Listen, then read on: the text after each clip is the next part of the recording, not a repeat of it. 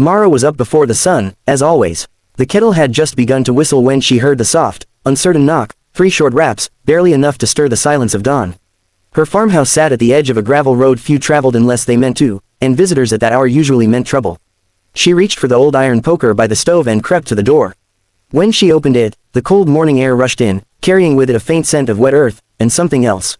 A man stood on her porch, or tried to. He leaned heavily against the wooden post, face gaunt and hollow-eyed, his breath misting in short, desperate gasps. His coat was torn at the sleeve, his boots caked in dried mud. In his arms was a newborn, wrapped in what looked like a stained hospital blanket. Their eyes met for a fleeting second, his were clouded with pain and fear, and then his knees buckled.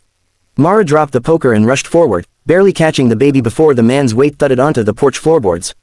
"Help, please," he whispered, eyes fluttering shut. No one else. She looked down at the child. The baby stirred but didn't cry. Its tiny face was flushed, the nose a little red, one hand sticking out from the swaddle.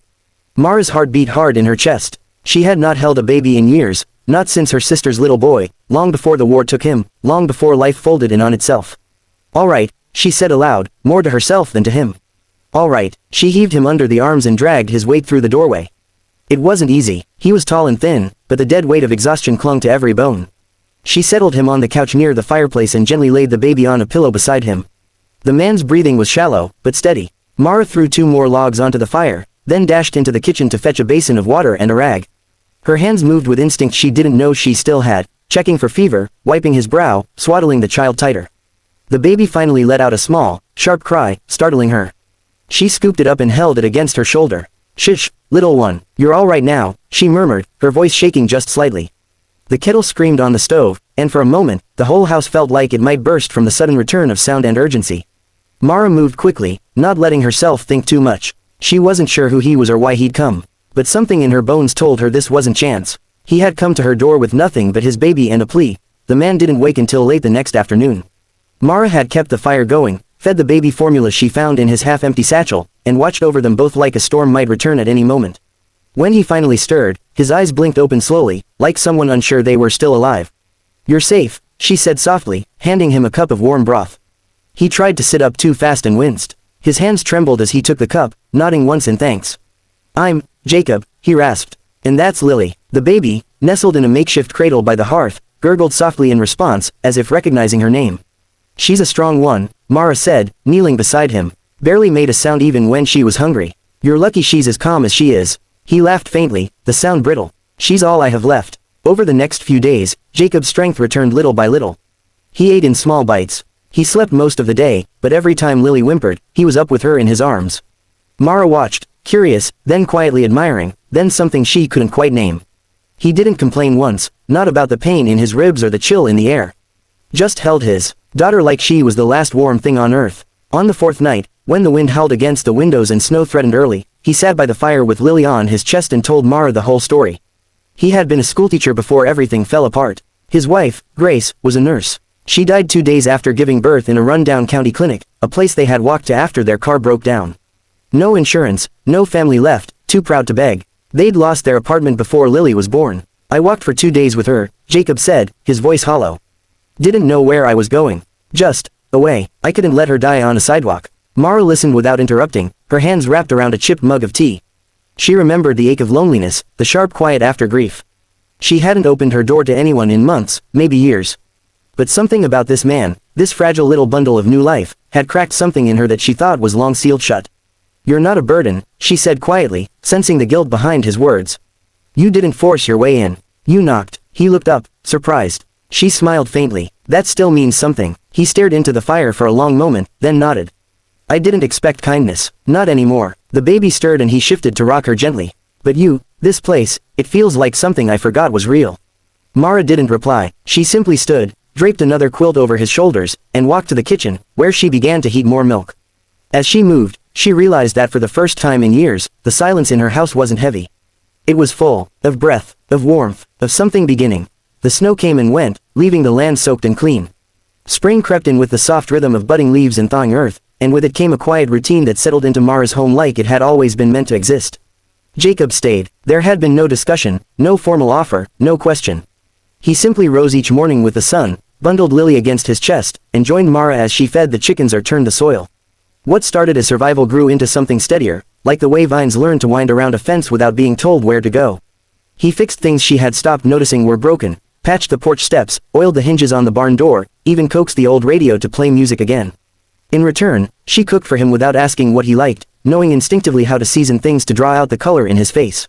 They spoke in fragments at first, but over time, words grew easier. Conversations stretched into the evening. Shared silences filled the spaces where grief once lived. Lily began to smile, first at the ceiling beams, then at Jacob's beard, and then at Mara, who couldn't help but laugh the first time it happened. "She likes you," Jacob said, rocking the baby gently. He looked over at Mara with something warm behind his eyes. "She trusts you. She's just trying to charm her way into an extra feeding," Mara replied, but her voice cracked slightly at the end, betraying the quiet tug she felt every time the baby's tiny fingers curled around hers. One day, as they worked in the garden, Mara wiped sweat from her brow and watched Jacob crouched in the dirt, coaxing stubborn shoots from the soil. Lily lay on a blanket beside them, staring up at the blue sky like it belonged only to her. "Funny," Mara said, not looking at him. "How a baby's laugh can make a house feel alive again." Jacob didn't respond right away. When she finally looked at him, he was already watching her. "You saved us," he said softly. She shook her head. "I only opened the door. You kept it open." Mara didn't have words for what came next. There was something in the way he said it, quiet, without expectation, but full of truth. They had both been worn down by loss, but somehow, here, in the modest rhythm of soil and firelight and lullabies, something new had been planted. That evening, after Lily had fallen asleep and the sky turned lavender behind the hills, they sat side by side on the porch.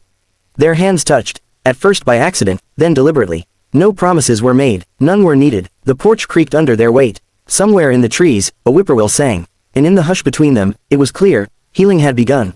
The sun was warm on the porch, the kind of warmth that made you believe winter was just a bad memory. Wildflowers had taken over the edges of the path, unruly and beautiful. The fields beyond the fence shimmered in the afternoon light, and a soft breeze carried the scent of fresh grass and baked earth. Mara stood barefoot on the porch, her dress simple, the hem brushing her ankles. Her hair, usually pinned up in the practical style of someone who ran a home alone, now hung loosely at her shoulders. She didn't wear makeup, no veil, no bouquet, only a small silver locket at her neck and the faintest tremble in her fingers. Jacob stood across from her, holding Lily in one arm, her tiny fingers wrapped tight around the collar of his shirt. He had trimmed his beard, and someone, probably the neighbor's teenage daughter, had helped press his only white shirt, the one he had kept for church and funerals. Today, it was for neither. The gathering was small, just a few locals who had come to know the story, pieced together in town over the past year. A widower and his baby taken in by a woman who had long kept her distance. Now they stood side by side, not out of urgency or pity, but something far quieter and stronger. The ceremony was simple, just a few spoken words, no pomp, no scripture. But the way Jacob looked at Mara as he said, "yes," made the breeze still for a moment, as if the world had stopped to listen. Mara looked at him, and her eyes shimmered, not with doubt, but with the weight of everything they had both survived. "I found you on my doorstep," she whispered, her voice catching in her throat. "And I found home," he said back, steady and sure. The baby babbled at just the right moment, breaking the solemn hush with a delighted squeal that made the small crowd laugh softly. Mara leaned forward, touching her forehead to Lily's for a breath before stepping into Jacob's arms.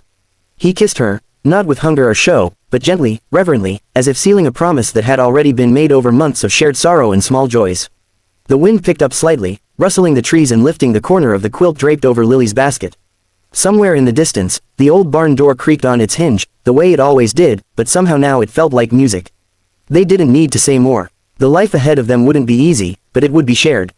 In the quiet rhythm of feeding chickens, tending gardens, and soothing midnight cries, they had already built the foundation of something sacred.